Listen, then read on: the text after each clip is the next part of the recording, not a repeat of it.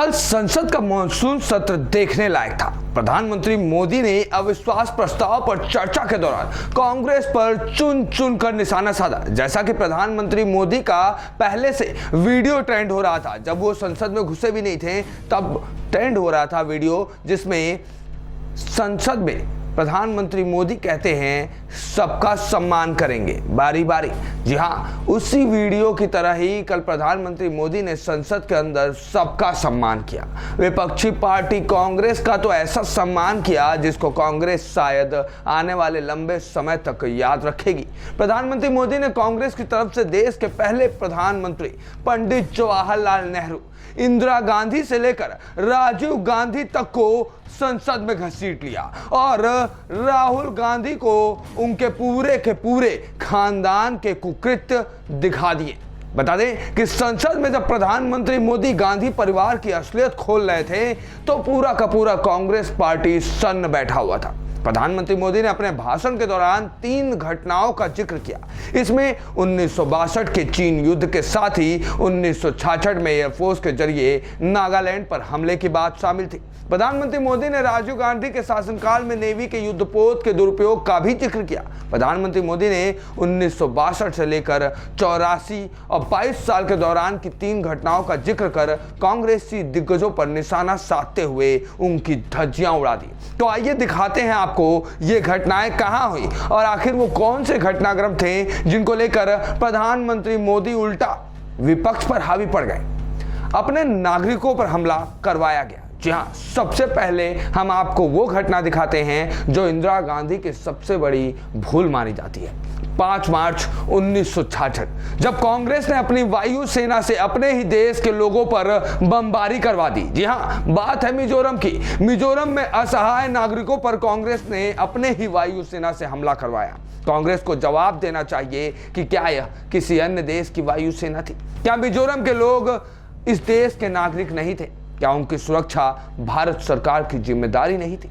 मिजोरम आज भी उस भयानक दिन को शोक के रूप में मनाता है। उन्होंने कभी लोगों को सांत्वना देने की कोशिश नहीं की। कांग्रेस ने इस घटना को देश के लोगों से छुपाया। तब इंदिरा गांधी देश की प्रधानमंत्री थी। प्रधानमंत्री मोदी ने इंदिरा गांधी की इस भूल को याद दिलाते हुए ये ऐसे तमाम सवाल कांग्रेस और गांधी परिवार पर दागे। सिर्फ इतना ही नहीं, प्रधानमंत्री मोदी ने नेहरू को भी संसद में घसीट लिया। जी हाँ, नेहरू का वो संदेश दिखाते हैं आपको जो लोगों को आज भी चुभता है। प्रधानमंत्री मोदी ने नेहरू का वो संदेश बताते हुए कहा कि दूसरी घटना 1962 की है। उस समय वो खौफनाक रेडियो प्रसारण आज भी सूल की तरह नॉर्थ ईस्ट के लोगों को चुभ रहा है।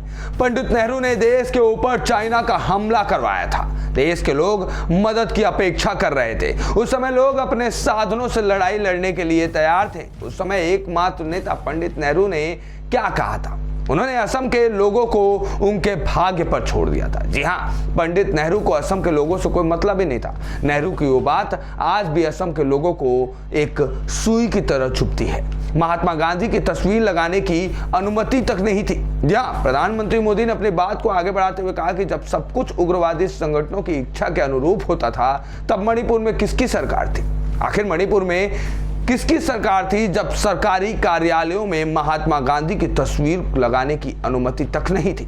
मणिपुर में किसकी सरकार थी जब स्कूलों में राष्ट्रगान की अनुमति नहीं देने का निर्णय लिया गया था? उनका विपक्ष पर सीधा सीधा हमला था और उन्होंने अपनी बात को आगे बढ़ाते हुए यहां तक कहा कि विपक्ष का दर्द चयनात्मक है, वे राजनीति से परे सोच ही नहीं पाते हैं। सिर्फ इतना ही नहीं, अब आते हैं आखिरी घटना पर जिसको लेकर प्रधानमंत्री मोदी ने गांधी परिवार का काला चिट्ठा खोल दिया। कच्चा तिव्यू, ये क्या है? किसने मां भारती के टुकड़े किए? चलिए एक बार प्रधानमंत्री मोदी ने उस दौरान क्या कुछ कहा जरा वो भी सुन लीजिए। प्रधानमंत्री मोदी ने कहा कि जो लोग बाहर गए हैं उनसे जरा पूछिए कि कच्चा तिव्यू क्या है और यह कहां स्थित है। डीएमके सरकार, उनके मुख्यमंत्री मुझे लिखते हैं, मोदी जी कच्चा तिव्यू को वापस लाओ। यह एक द्वीप है, लेकिन इसे दूसरे देश को आखिर किसने दे दिया? क्या यह मां भारती का हिस्सा नहीं था? यह इंदिरा गांधी के नेतृत्व में हुआ था। यह पूरा का पूरा मामला गांधी परिवार के देख रेख में हुआ था और खुद गांधी परिवार के आदेशानुसार हुआ था। ऐसे में वो राहुल गांधी जो संसद में मणिपुर को घटना को लेकर कहते हैं कि भारत मां की हत्या हो गई, वो राहुल गांधी जो हिंदुस्तान की हत्या करार देते हैं मणिपुर की घटनाओं को, आखिर क्या राहुल गांधी और गांधी परिवार इन घटनाओं पर कभी संसद में जवाब दे पाया है? क्या कभी इन सवालों का जवाब वो दे पाएगा कि आखिर क्यों इंदिरा गांधी ने हमारे ही देश के लोगों के ऊपर हमारे ही देश की वायुसेना से बमबारी करवा दी? आखिर क्यों नेहरू ने असम के लोगों को उनके हाल पर छोड़ दिया था? आखिर क्यों कच्चा तीवू जैसा एक द्वीप गिफ्ट के रूप में दूसरे देश को दे दिया जाता है, वो भी नेहरू की तरफ से, कांग्रेस पार्टी की तरफ से? खैर, ये जितने भी खुलासे हुए ये हैरान करने वाले थे और देश की जनता को इन खुलासों के बाद कांग्रेस की असली सच्चाई तो पता चल ही गई। इस पूरे मामले पर आप अपनी राय पत्र जरूर दीजिएगा और हमें जरूर बताइएगा कि आपका क्या सोचना है। क्या मणिपुर में जो घटनाएं हुई उस घटना ने देश को शर्मसार किया? क्या मणिपुर में इंदिरा गांधी, नेहरू और कांग्रेस पार्टी के तमाम लोगों की तरफ से जो भी कुछ हुआ क्या वो सहनीय था? क्या ये भारत मां की हत्या या हिंदुस्तान की हत्या करार नहीं दिया जा सकता है? ये न्यूज़ टुडे से विश्वेश तिवारी की रिपोर्ट।